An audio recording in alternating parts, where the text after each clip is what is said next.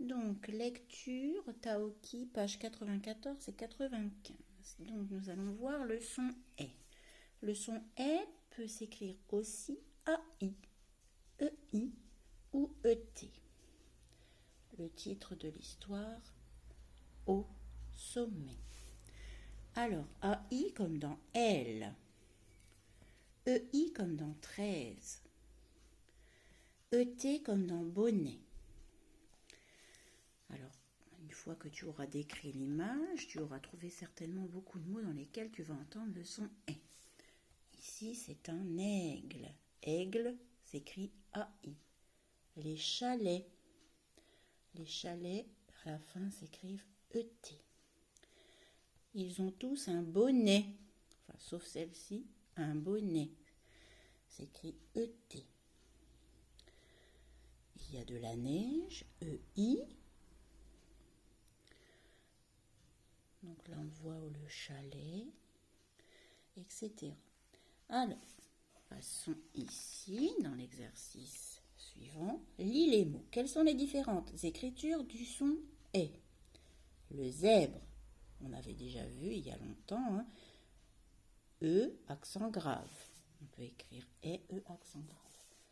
La crêpe, E, accent circonflexe. La reine, E, E-I. Donc, E-E-I, pardon. Le balai, est A-I. Qu'est-ce que l'on voit encore? La baleine, est E-I. Le robinet, est E-T. Alors, on voit que souvent le est qui est à la fin s'écrit E-T. La forêt, E accent circonflexe. Et ici, il s'agit de la fontaine. Le est AI. Donc, voici les différentes façons d'écrire le son est. E accent grave, E accent circonflexe, EI, AI, ET. On va lire les syllabes de la page 95.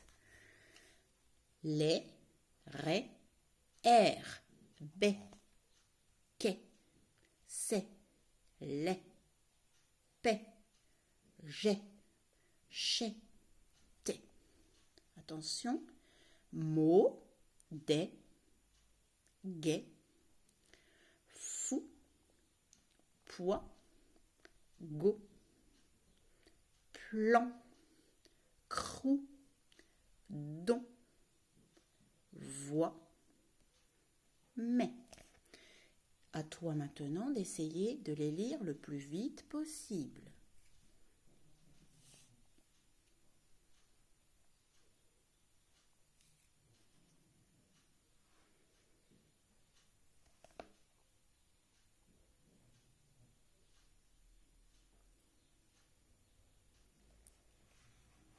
On va lire les mots. Une caisse, une caisse. Un poulet. La mairie. Une semaine. 16. Une baleine. Une baleine. Une dizaine. Une dizaine. Un carnet. Violet. Donc on voit bien le ET à la fin se prononce est. On lit les phrases. Aimer grimpe vers le sommet.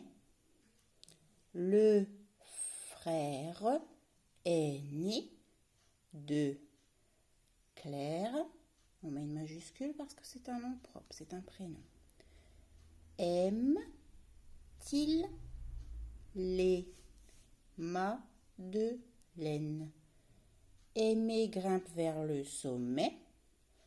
Le frère aîné de Claire aime-t-il les madeleines? C'est quoi le frère aîné? L'aîné, c'est le plus grand. Donc, c'est le grand frère de Claire.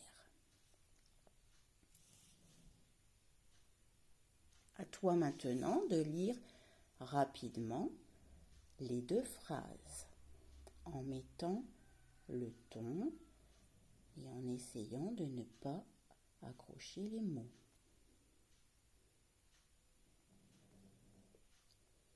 De façon à ce que ce soit le plus fluide possible.